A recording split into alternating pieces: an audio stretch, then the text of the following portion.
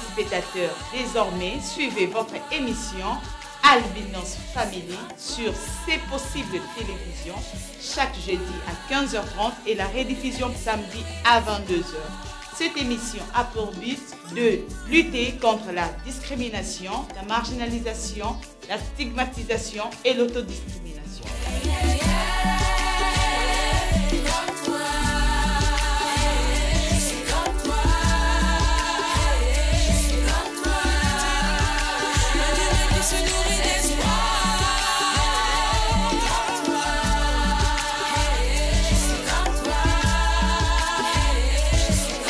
Célébrée le 13 juin de chaque année, la Journée internationale de sensibilisation à l'albinisme est devenue depuis lors un cadre de différents échanges pour trouver des solutions palpables aux problèmes les concernant.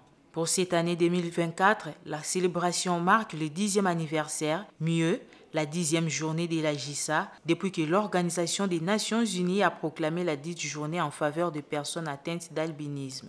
L'occasion faisant les larrons, en rapport avec la journée des sensibilisations, l'ONG Corbetta, en partenariat avec la Fondation Pierre Fabre, s'est choisi la date du 22 juin de l'année en cours pour célébrer en leur manière la dite journée. Le Musée national de Kinshasa a servi de cadre cette activité de grande envergure. Le thème choisi pour ces jours est 10 ans des journées internationales de sensibilisation à l'albinisme, un progrès, sensibilisation à une approche intégrale. La cérémonie a commencé par l'exécution de l'hymne national, question de lui donner un caractère officiel. Ensuite, le mot de bienvenue prononcé par Madame Grace Ngoy, hôte de l'événement et coordonnatrice de l'ONG Corbetta. Nous sommes vraiment reconnaissants de votre présence ici. On vous souhaite la bienvenue. S'en est suivi la série des mots, d'abord celui de la circonstance dit par le secrétaire général des personnes vivant avec handicap et autres personnes vulnérables, puis celui de l'ONG Corbetta. C'est pour moi un réel plaisir de me retrouver aujourd'hui parmi vous.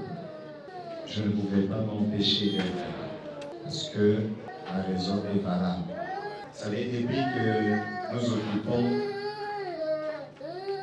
les fonctions qui nous ont été confiées, chaque jour qui passe, quand je circule, je vois nos semblables, je vois les personnes avec handicap et autres personnes vulnérables en général.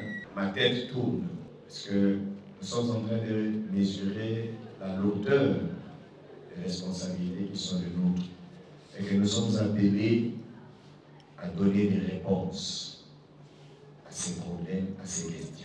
Pendant que nous sommes encore en train de réfléchir pour asseoir les structures de outre, mais sur le terrain, les lésions cutanées, les lésions cancéreuses, non seulement apparaissent, croissent, et d'autres s'aggravent. Pendant que nous sommes en train de réfléchir, Corbetta est en train d'agir. Et ça, nous leur devons notre grande reconnaissance. J'espère que Corbetta n'oubliera pas. Et dans la liste de ces patients, de ceux qui sont passés, j'y figure aussi, quoique je sois un patient qui n'est pas très docile.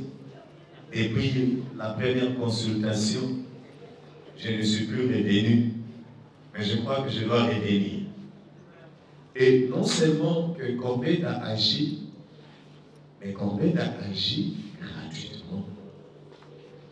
Je pense que nous leur devons les applaudissements. Le 13 juin, le monde entier célèbre la Journée internationale de sensibilisation à l'albinisme. 10 ans de la Journée internationale de sensibilisation à l'albinisme. Le thème international, un progrès collectif. Chaque association est libre de se choisir si il veut son propre thème. Et nous parlons de notre ONG qui est Corbetta. Corbetta est une organisation à but non lucratif destinée à la cause de personnes atteintes d'albinisme en République démocratique du Congo. Créée il y a bientôt 10 ans, Corbetta est une initiative de Dr Gaylor Inina, absent actuellement au pays pour des raisons académico-scientifiques. Le mot Corbetta n'est pas une quelconque abréviation pour désigner une quelconque association, mais plutôt le nom d'un prêtre italien, médecin missionnaire de son État, qui s'est donné comme vocation à aider et traiter presque gratuitement les personnes nécessiteuses dans son propre hôpital situé dans un coin de la République démocratique du Congo.